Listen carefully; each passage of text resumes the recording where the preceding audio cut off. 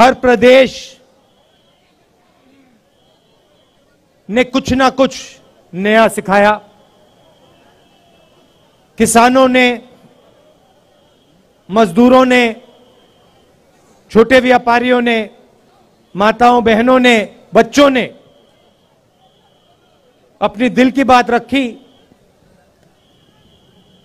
अपना दर्द रखा। किसानों ने हमें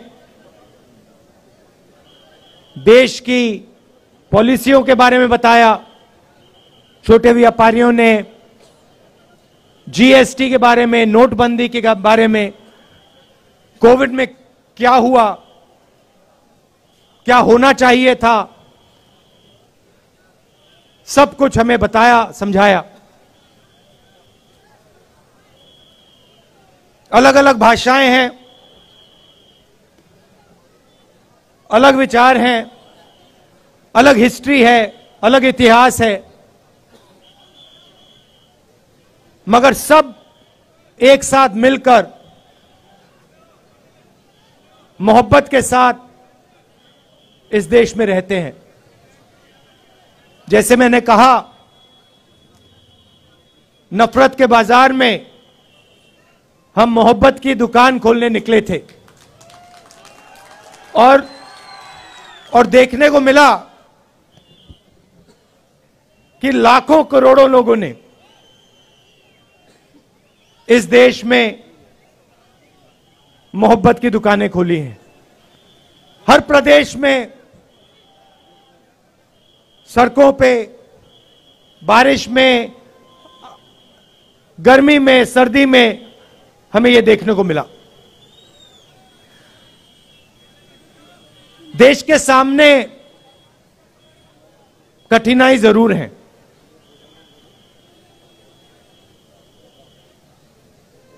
लोकतंत्र पे आक्रमण हो रहा है। उस बात को आप सबसे बेहतर समझते हो। यात्रा से पहले हमने पार्लियामेंट में मुद्दे उठाने की कोशिश की, लोकसभा में, राज्यसभा में हमने भाषण देने की कोशिश की।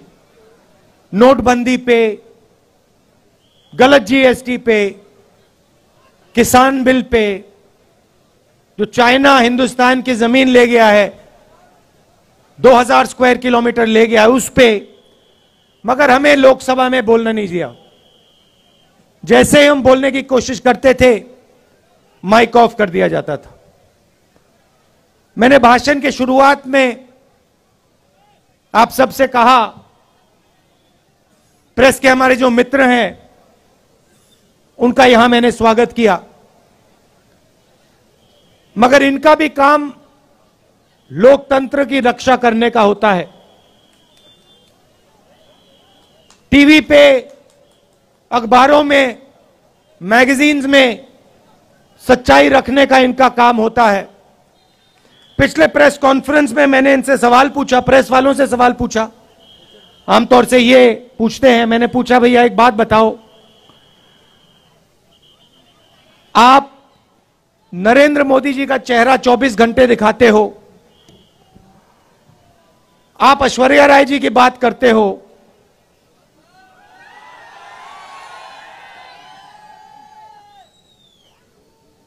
अक्षय कुमार की बात रखते हो, आप महंगाई की बात क्यों नहीं रखते हो? आप बेरोजगारी की बात क्यों नहीं रखते हो? जो जम्मू कश्मीर में गरीब लोगों से उनकी जमीन जो छीनी जा रही है, वो हमें मीडिया में क्यों नहीं दिखाई देता?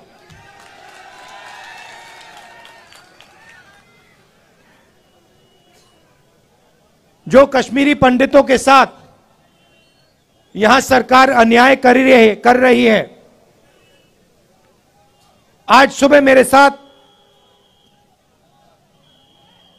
से मिलने एक डेलीगेशन आया और उन्होंने अपनी बात रखी। मैं हैरान हो गया। उन्होंने कहा, और मैं मीडिया के सामने ये कहना चाहता हूं, उन्होंने मुझसे कहा कि जब उनका डेलीगेशन लेफ्टिनेंट गवर्नर के पास गया तो लेफ्टिनेंट गवर्नर ने उनसे कहा कि तुम्हें भीख नहीं मांगनी चाहिए। यह देखिए, लेफ्टिनेंट गवर्नर ने कश्मीरी पंडितों के डेलीगेशन को कहा कि आपको भीख नहीं मांगनी चाहिए। लेफ्टिनेंट गवर्नर जी, ये भीख नहीं मांग रहे हैं, ये अपना हक मांग रहे हैं। और अगर आपको कुछ करना चाहिए तो आपको इनसे माफी मांगनी चाहिए।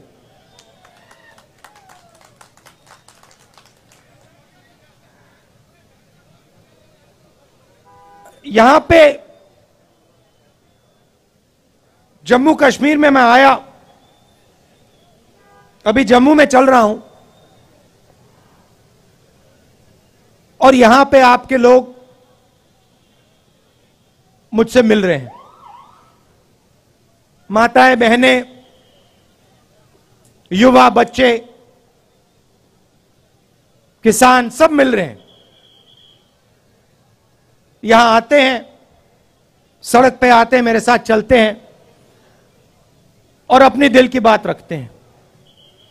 दो तीन चीजें मैं, जो वो मुझे कह रहे हैं, मैं आपको कहना चाहता हूं। वो आप जानते हो मगर मैं दोहरा देता हूं। सबसे पहले मुझे कहते हैं कि जम्मू में जो पहले, अभी आता हूं, बेरोजगारी के बारे में बोलता हूं, कहते हैं कि जो पहले जम्मू के लोग व्यापार करते थे, जम्मू कश्मीर के लोग चलाते थे, आज बाहर के लोग जम्मू और कश्मीर को चला रहे हैं। और हमारा जो हक है, हमारी जो आवाज है, उसको एडमिनिस्ट्रेशन सुनता नहीं है।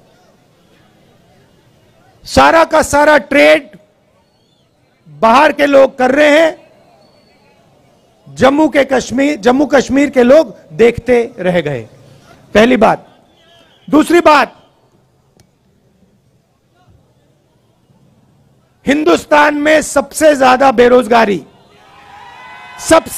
बेरोजगारी जम्मू कश्मीर में है और जम्मू में है।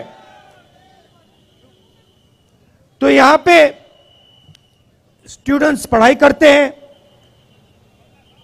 कोई इंजीनियर बनना चाहता है, माता पिता शिक्षा के लिए पैसा देते हैं, कोई डॉक्टर बनना चाहता है, कोई लॉयर बनना चाहता है, कोई आर्मी में जाना चाहता है।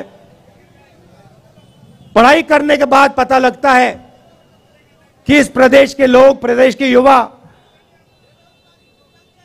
लॉयर, डॉक्टर, इंजीनियर नहीं बन सकते हैं। पहले एक और रास्ता था, आर्मी का रास्ता था, वो भी आज बंद कर दिया है। बीजेपी के लोग नई योजना लाए हैं, अग्निवीर योजना लाए हैं, और इनको जो आर्मी का इथोस है, इनको वो ही नहीं समझ आया। देखिए, किसी भी काम को सीखने में कम से कम 7-8 साल लगते हैं। सही बात है? सही? आप खाना पकाती हैं, आपको कितने साल लगे? खाना पकाने में, सीखने में कितने साल लगे आपको? 7-8 साल लगे? मतलब एक्सपर्ट आप 7-8 साल में बनी? नहीं। तो किसी भी काम में 7-8 साल लगते हैं। आर्मी जो है एक परिवार है। जो सेना लड़ती है, वो रिश्ते के बल पे लड़ती है। सैनिकों के बीच में जो रिश्ता होता है, उसके बल पे लड़ती है। वो रिश्ता 1-2 साल में बनता ही नहीं है। वो रिश्ता, उस रिश्ते को बनने के लिए, मजबूत होने के लिए कम से कम 7-8 साल लगते हैं। ये जो बीजेपी के लोग हैं, इनको ये बात समझ नहीं आई। ये सोचते हैं कि आर्मी की ट्रेनिंग 6 महीने में हो जाएगी, जो सीखना है वो 6 महीने में हो जाएगा। बिल्कुल नहीं। आर्मी में सालों लगते हैं एक सैनिक को तैयार करने के लिए, सालों लगते हैं उस सैनिक और दूसरे सैनिकों के बीच में रिश्ता बनाने के लिए। तो ये अग्निवीर योजना जो है, ये हिंदुस्तान की सेना को कमजोर करने की योजना है। और ये बेचारे जो हमारे आर्मी के लोग, ये कह नहीं सकते हैं, मगर मैं जानता हूं अगर इनसे पूछा जाए तो ये सारे के सारे कहेंगे कि ये अग्निवीर योजना के खिलाफ है, अग्निवीर योजना गलत है। तो वो रास्ता जो था वो भी बंद कर दिया इन लोगों ने। पहले युवा आर्मी में जाता था, 15 साल की उसकी सर्विस होती थी, उसके बाद उसको पेंशन मिलती थी। अग्निवीर योजना में 4 साल की सर्विस होगी, उसके बाद सैनिकों को घर भेज दिया जाएगा, उनको कोई पेंशन नहीं मिलेगी। तो ये जो देश का आर्मी के साथ रिश्ता है, इससे खिलवाड़ कर रहे हैं। देश ने कहा था, देश हर सैनिक से कहता है कि हम आपसे 15 साल मांगते हैं, उसके बाद हम आपकी पूरी जिंदगी आपको पेंशन देंगे, आपकी इज्जत करेंगे, आपकी रिस्पेक्ट करेंगे, आपकी रक्षा करेंगे।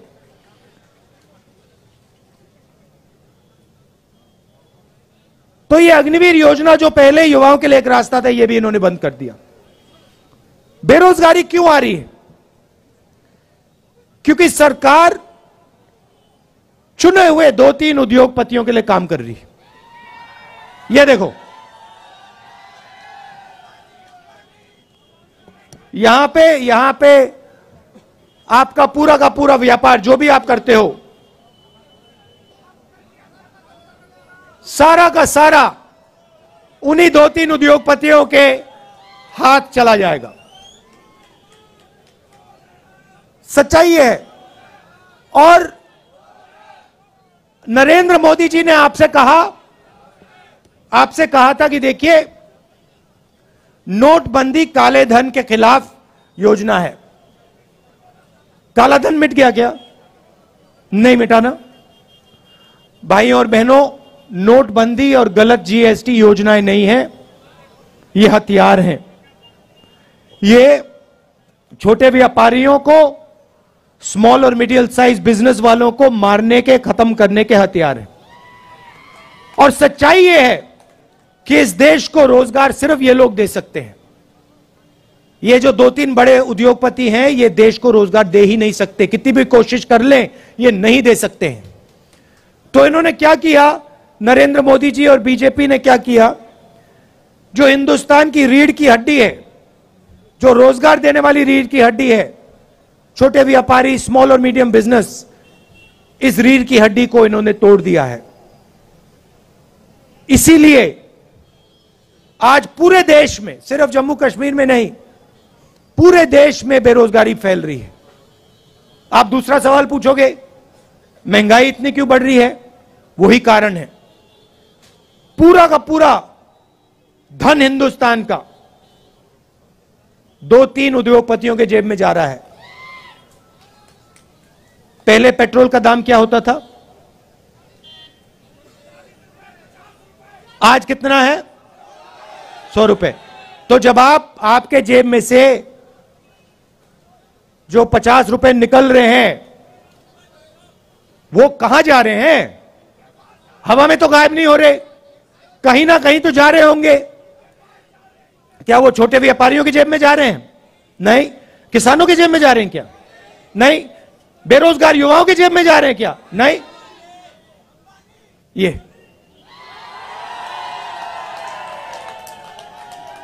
गैस सिलेंडर के दाम बढ़ रहे हैं, उसका पैसा कहां जा रहा है? वो भी 3-4 लोगों के पास।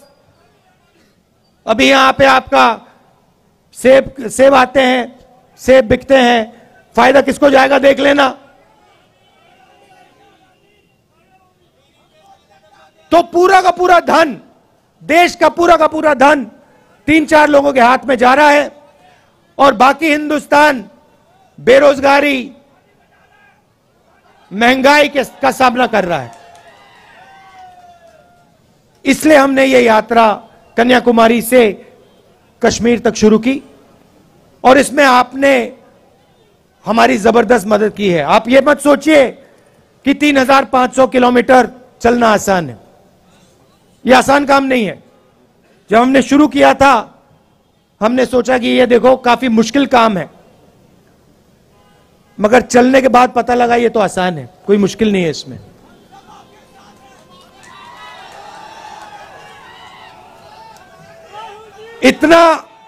इतनी मदद आपने की हमारी, मैं आपको बता रहा हूं।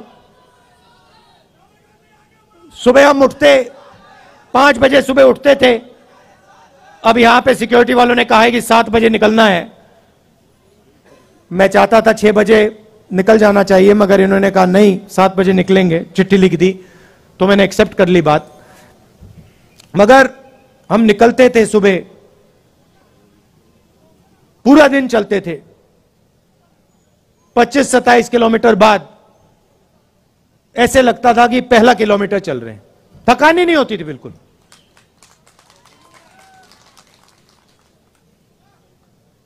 पूरा अपने पूरी मदद की, पूरी शक्ति डाली, प्यार दिया यात्रा को। किसी को चोट लगती थी आप एकदम उठा लेते थे, मदद करते थे। काफी लोगों को चोट लगी, अस्पताल जाना पड़ा, आपने एकदम मदद की। हमारे यात्री चलते हैं, रेस्टोरेंट में, ढाबे में खाना खाने जाते हैं, उनसे कहते हैं कि भैया हम आपसे पैसा नहीं लेंगे, आप भारत जोड़ रहे हो, हमें आपका पैसा नहीं चाहिए। ये देखो ये कह रहे हैं आज नहीं लिया। पूरे देश में, तमिलनाडु से केरला, कर्नाटक, महाराष्ट्र, हर प्रदेश में जहां भी हम जा रहे हैं, हमारे यात्रियों से आप पूछिए, रेस्टोरेंट में, ढाबे में उनको पैसा नहीं देना पड़ता। ये प्रेस वाले पूछते हैं राहुल गांधी टी शर्ट में क्यों है? राहुल गांधी टी शर्ट में क्यों है? आप इतना प्यार दे रहे हो, इतनी मोहब्बत दे रहे हो कि मुझे ठंड नहीं लग रही। भैया इनको बात नहीं समझ आएगी, आ ही नहीं सकती। मैं आपको बता रहा हूं, पसीना आ रहा है मुझे अभी। तो ये मुद्दे हैं। और सबसे बड़ा मुद्दा अंत में जो आपका स्टेटहुड का मुद्दा है, उससे बड़ा कोई मुद्दा ही नहीं है। तो आपका हक, पूरा का पूरा हक इन्होंने छीन लिया। तो एकदम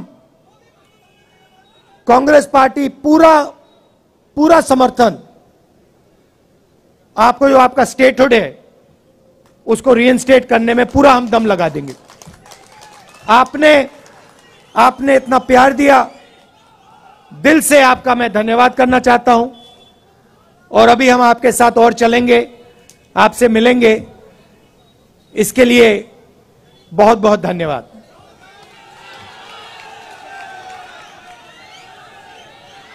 अच्छा, अंत में ताराचंद जी, पीरजादा जी, मुल्ला राम जी और जो एनसी से, नेशनल कॉन्फ्रेंस से यहां लीडर्स आए हैं, उनका भी मैं स्वागत करता हूं। धन्यवाद। जय हिंद। बहुत बहुत धन्यवाद राहुल जी।